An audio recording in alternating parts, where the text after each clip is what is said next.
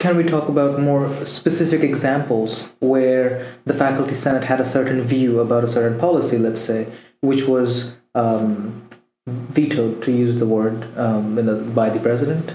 Oh, don't use the word veto. Or the president, neither this president nor apparently in recent history has any president anywhere in the state of Georgia vetoed an action. And that is because only the president can act. And therefore, he never has an act to veto. So, that's where this came up. So can we call it ignoring an advice or discarding an advice? We did think we used to act, and that these were vetoes, and it's only been very recently in the last couple of months that it hasn't. But I can give you a couple of examples that we've been watching. You know, the Senate has a number of standing committees, and one of the standing committees, Faculty Development and Welfare Committee, raised two motions, and these motions involved evaluation of department chairs and evaluations of deans. And they passed these, so that this is an elected body, the Faculty Senate, heard these motions. It went through the Senate Executive Committee. It was discussed there. It went forward as motions. The motions were raised by the Standing Committee, and they heard the motions, and the faculty discussed them at the meeting, and then voted on them, and voted on these, and passed them. And essentially what they put into place was a mechanism by which there could be no confidence or no confident votes in department chairs and deans. In fact, just department chairs for that particular motion. Okay. So let's just say for department chairs, what happened is that the president, the president ultimately turned it down, but in the meantime, he referred it to the deans. Now, the deans aren't listed anywhere in our handbook as a group that actually has deference to any of the things that happen in the Faculty Senate, but that's what he did. And then when we asked further about this, the president then said no, that he is not going to approve these. So there's an example there that faculty wanted to say so in terms of the leadership, and again raised the motion, passed easily, and has been turned down. Yeah, if I can talk about those two motions, there were actually two of them. The first one was to have a faculty-led review of department chairs periodically. I think it was every 5 years. 5 years, yes. Currently, reviews of department chairs who are administrators was an administrative deal. Faculty would be given like a survey, and but the administrators were the ones who did the review.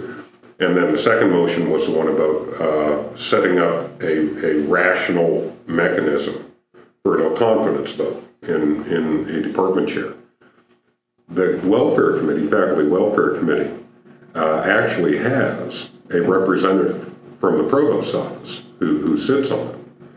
And there was some kind of a communication breakdown. The reason that person is there, supposedly, is so that the very kinds of issues that caused the president to have a problem with this can be worked out ahead of time, that there can be negotiation. Something broke down on that. And so it wound up turning into this public brouhaha. And there's a hopeful thing right now, which is that the Faculty Welfare Committee and the deans, with the provost, I think, kind of acting as a pivot point, are negotiating and talking about the details that have caused the difficulties. So I'm glad that that's happening. The situation really never should have come up in the first place.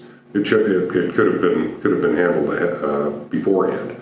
What we've had are some breakdowns in the system of consultation, whether you can call it advising or not, whoever has the authority or not. There have been breakdowns, and we're hoping to avoid such breakdowns in future. If I may add something on these motions, I was also on the Faculty Welfare Committee that drafted these motions. And indeed, there is a representative of Academic Affairs that sits on that committee and that was present at every single meeting, as I recall. And there never was anything signaling that the administration would have a serious problem with what we were drafting. So you have the work of a faculty committee over an entire semester that comes to the Senate, as Michael said, is approved, in this case unanimously by the Senate. And one thing that I found interesting as well is that the administration is present at the Senate. The president and the provost have an opportunity to express reservation about, for instance, a motion before we vote on that motion, and they have done so on many occasions. In that particular case, there was no objection raised whatsoever, but after consultation with the deans, after the motion was approved, this was rejected. Now, on the communication breakdown, I think the President Simpson acknowledged as much, that there has been a significant problem of communication, and indeed the Provost has initiated a process with the deans for us to revisit this, and hopefully we'll manage to have a revised version passed through and approved. Now, why was the Faculty Welfare Committee established? I think at the same time as the Senate, the current bylaws of the Senate were first put in place in 96. 99, I believe. 99 or 2000. Ruby came here and... From the handbook it says 96. But, okay. And I believe the standing committees were, not all of them, but because the General Ed Committee, for instance, was established just last year. But most of the standing committees were established at the same time. Now, has the Faculty Senate looked into, let's say, any ratio or any number of how many advices or motions that were passed by the Faculty Senate were discarded, or as opposed to those that were accepted? I think under... Or if you Bruce, could maybe... Mike, you might remember this. We haven't actually kept a count. I think he might have disapproved 2 motions in the 10 years that he was here. One of the motions that he disapproved was one that I made. The College of Education asked for a fee that student teachers would have to pay to student teach. And I checked with the registrar and found that no fee like this existed. We have fees in other academic areas. They're breakage in biology, for instance, or PE activity fees, those sorts of things. But we never asked, and it's, I think, $300, we never had students actually have to pay to do something academic. So we raised this as a motion, and it passed the Senate. And President Gruby denied it. He may have vetoed it back then when we knew he could, but as of now, we can say that he just denied it, and it still exists. Nursing students don't pay to go out in the field and work. None of the internship programs pay. No one else pays except student teachers, and it seems to be an unfair fee, and it still remains, in my mind, an unfair fee.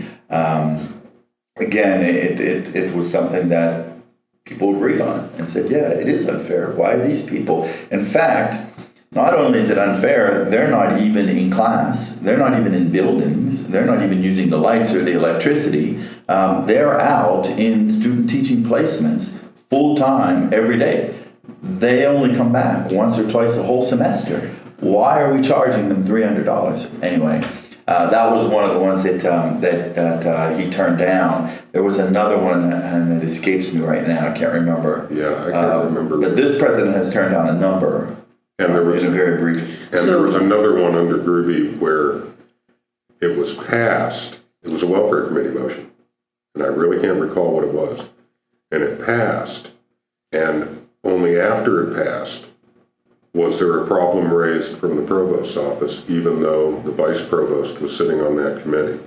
And it was, again, I mean, these breakdowns of communication with the ex officio administrators sitting on the Senate committees, that is not anything that is brand new. It has happened before. So President Groovy turned down about 2 motions in 10 years. I think so. Okay. And what about the president today? Well, let's see. There was a motion to have a faculty representative on the president's cabinet, and that was turned down. There was 2 motions from the faculty welfare committee that we just talked about. One about chair reviews led by the faculty, and one about vote of no confidence in chairs. So that's 3. There was one that was not formally a motion, but more a motion of a standing committee that was approved because the report was approved at the Senate, and that was from the undergraduate committee and Regarding College of Business. regarding College of Business administration and entry requirement, and the administration had some technical problems with some of the requirements, and so that was also struck down. Moratorium on administrative raises. Yes, there was a motion to have a moratorium on creating new administrative positions, and that was also denied. Am I forgetting something? Probably. But that's what, 6? That's 5. 5 and 2 years, not quite 2 years. Yeah.